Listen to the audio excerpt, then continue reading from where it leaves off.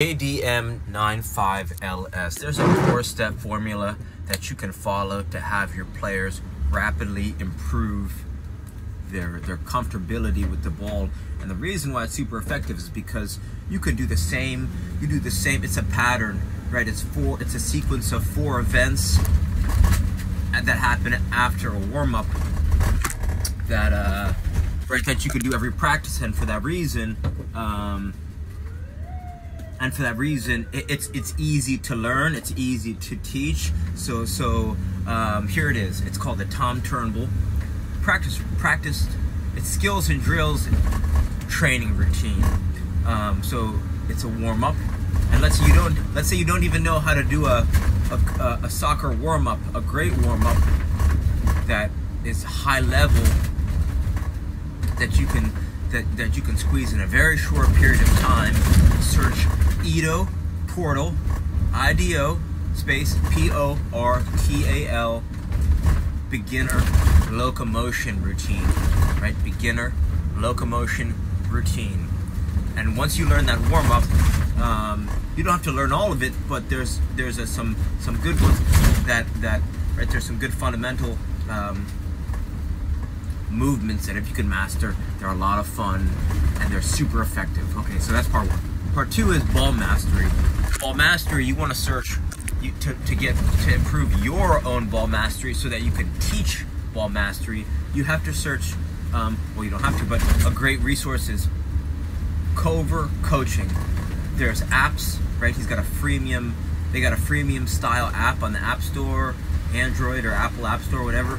It's COERVER, right? Soccer Coaching. And once you learn this, it goes from, they're simple ball mastery moves, but they kind of stack on each other, right? So there's some toe taps, and then there's, inside of the foot, but they kind of progress very rapidly, because once you start to learn the fundamentals, joy kind of goes through the roof. So you start to stack the fundamentals on top of each other. You lay down the base of the fundamentals for ball mastery. You're going to see your kids really excel. Phase 2 is dribbling sequences. What's a dribbling sequence? A dribbling sequence is a rhythmic pattern that allows players to develop an awareness at their feet, with the ball at their feet, in a very short period of time.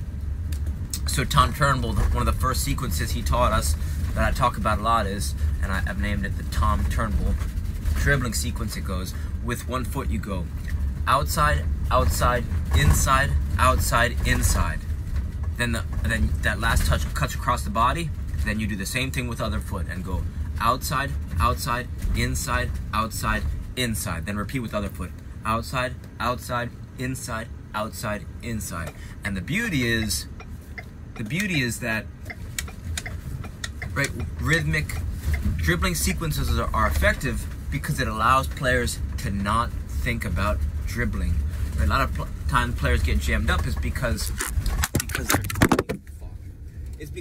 they're thinking too much, right? They're thinking too much when they're dribbling. This is going to allow them to be more relaxed as dribblers and on the field. So the key is to say it out loud when you're doing it. This is going to help them internalize it faster. The next part is the barrel game. The barrel game is a juggling game that allows players to develop juggling with forward ambulation. All that forward ambulation means juggling while moving forward. And so the reason why this is effective is because if you can juggle, right, a lot of players can receive the ball.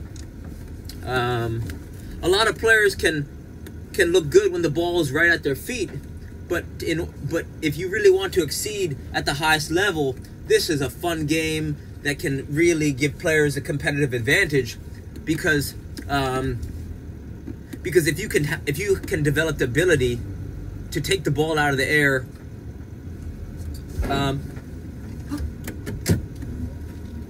smoothly, then it's really going to help, right? It's going to help your players be dangerous.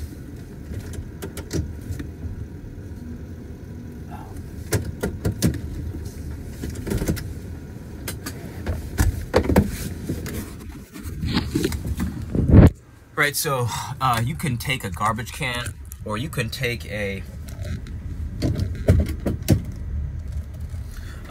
bucket of any type, and you put it in the center of the field, or the center of your practice session, and you have all your players stand with the ball in their hand around a circle around this barrel.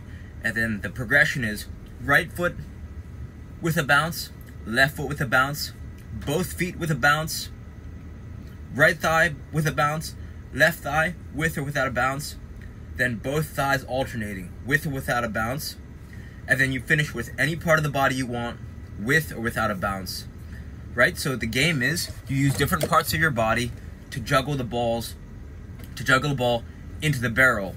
And some players are going to be better than others, so you kind of want to have them go at their own pace, right? Because Tommy might, can get through that whole progression faster than Mark, and it might take Mark the whole span of 15 minutes just to get his right foot with a bounce, right? So as players improve, they can start farther and farther away, and as they can also change the different size of the balls that they're using. So that's why this game is very fun and very effective, because it scales to different players' abilities. Players who are more beginner start closer with friendlier balls. Players who are more advanced, farther away with more challenging balls. And then finally, the last part of the practice training session is 1v1 to cones, ideally with a small ball, but you could use any ball you want, right? Any line on the field will make a natural line that you can create a 1v1 grid. So let's say you have 20 players, you need 10 little 1v1 fields. So you put 10 cones on the line, and then a few yards away with some space in between, you put a matching cone, right? So you'll need to invest in cones, the ones that are a little bit taller, so that you can knock them over. And this is a simple 1v1 game. You want the cones not too far apart, right? Because the whole idea is that they're going to work on their 1v1 attacking and defending, as well as shielding and ball mastery, all at the same time. So this last game kind of it puts everything that they've just learned into effect. So that's the format. You do this every single practice, and it's really going to help your players have a lot of fun and be more comfortable with the ball. So hopefully this helps. Reach out with any questions.